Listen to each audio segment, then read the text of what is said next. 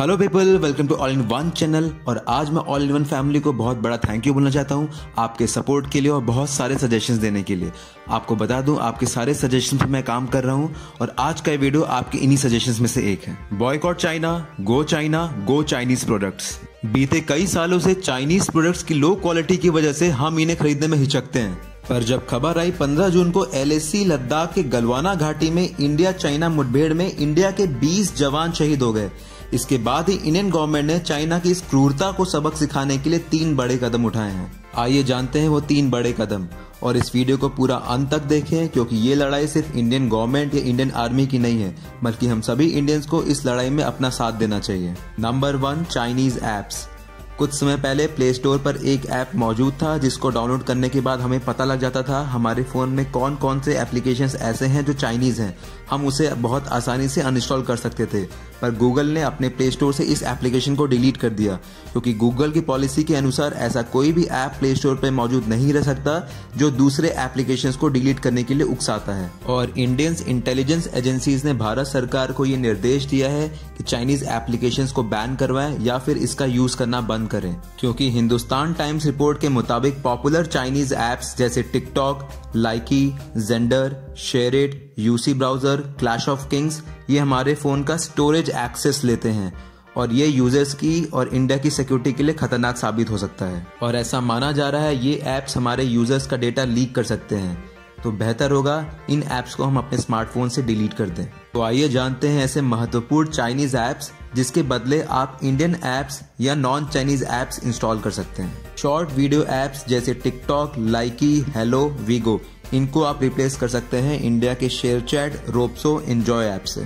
Cam scanner को replace कर सकते हैं इंडिया के डॉग स्कैनर या डॉक्यूमेंट स्कैनर ऐप से। App lock, vault, hide pics and video को आप रिप्लेस कर सकते हैं इंडिया के लॉक ऐप या hide photos and videos app से। फाइल ट्रांसफर ऐप जैसे शेयरिट, जेंडर को रिप्लेस कर सकते हैं इंडिया के जियो शेयर या शेयर फाइल ऐप से। यूसी ब्राउजर को रिप्लेस कर सकते हैं इंडिया के एपिक ब्राउजर या जियो ब्राउजर ऐप से। और ऐसे ही 50 और चाइनीज ऐप्स हैं जिसको वीडियो के डिस्क्रिप्शन में मेंशन कर दिया गया है, आप वहां से देखकर अपने फोन से डिलीट कर सकते हैं। Number 2, toys, house hold items, electronic goods, cosmetics and bags. Bharat सरकार ने सभी ई-कॉमर्स फर्म्स को ड्रैगनलैंड चाइना से आने वाले सामानों की सेल पर रोक के निर्देश दिए हैं। और आपको बता दें, इंडिया में सालाना चाइनीज प्रोडक्ट्स के आयात की कीमत $74 बिलियन है, लगभग 5.6 लाख करोड़ रुपीस। इसमें रिटेल ट्रेडर्स लगभग $17 बिलियन यानी 1.3 लाख करोड़ रुपीस के चाइनीज प्रोडक्ट्स इंडिया में बेचते हैं।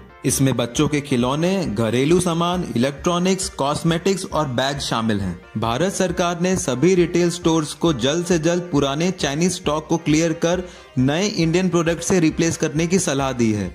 चाइनीज प्रोडक्ट्स की पहचान पीछे दिए गए बारकोड से की जा सकती है, जिसके शुरुआती 3 अंक 690 से शुरू होते हैं। The confederation of all India traders ने चाइनीज सामान बहिष्कार के तौर पे भारतीय सामान हमारा अभिमान योजना शुरू की है, जिसमें करीब 450 चाइनीज ब्रांड और 3000 चाइनीज प्रोडक्ट्स की लिस्ट जारी की है। और एक ओपन लेटर भी लिखा है जिसमें सारे सेलिब्रिटीज को मेड इन चाइना प्रोडक्ट्स के प्रचार के लिए मना किया गया है। अब नंबर 3 और सबसे महत्वपूर्ण, स्मार्टफोन्स एंड हार्डवेयर्स। और अगर आपको ये वीडियो अच्छी लग रही है तो लाइक करें, नीचे राइट में रेड सब्सक्राइब बटन को दबाकर सब्सक्राइब करें और बेल आइकन को दबाकर हमारी आने वाली वीडियोस की नोटिफिकेशन पा सकते हैं। कोरोना काल में कंपनीज के द्वारा बढ़ते वर्क फ्रॉम होम और बच्चों की घर से पढ़ाई के चलते इंडिया में स्मार्टफोन्स की डिमांड बढ़ गई है।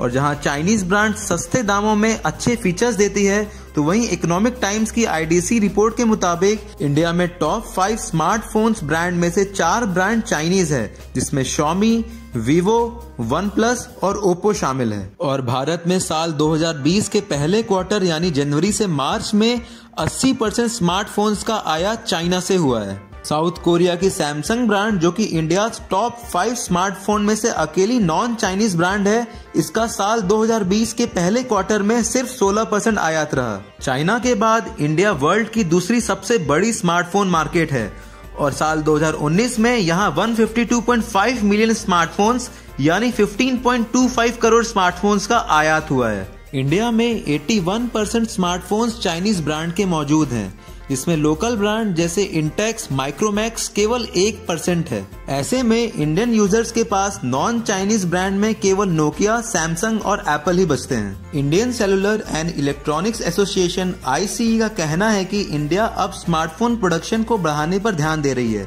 और साल 2025 तक स्ट्रॉन्ग स्मार्टफोन कंपनी और इसके कंपोनेंट बनाने में जुटी हुई है। और हार्डवेयर की बात करें तो इंडिया में इलेक्ट्रॉनिक आइटम्स की सिर्फ असेंबलिंग की जाती है, पर समस्या है इंडिया में आने वाले इन इलेक्ट्रॉनिक कंपोनेंट्स की, जिसका ज्यादातर आयात चाइना से होता है। इंडिया अब दूसरे देश थाईलैंड, वियतनाम और कोरिया से इन इलेक्ट्रॉनिक कंपोनेंट्स की आयात पर काम कर रही है। और इसी के साथ हमारा फर्ज भी बनता है कि चाइनीज प्रोडक्ट बिल्कुल ना खरीदें और इंडिया को चाइना फ्री देश बनाएं। Thank you for watching.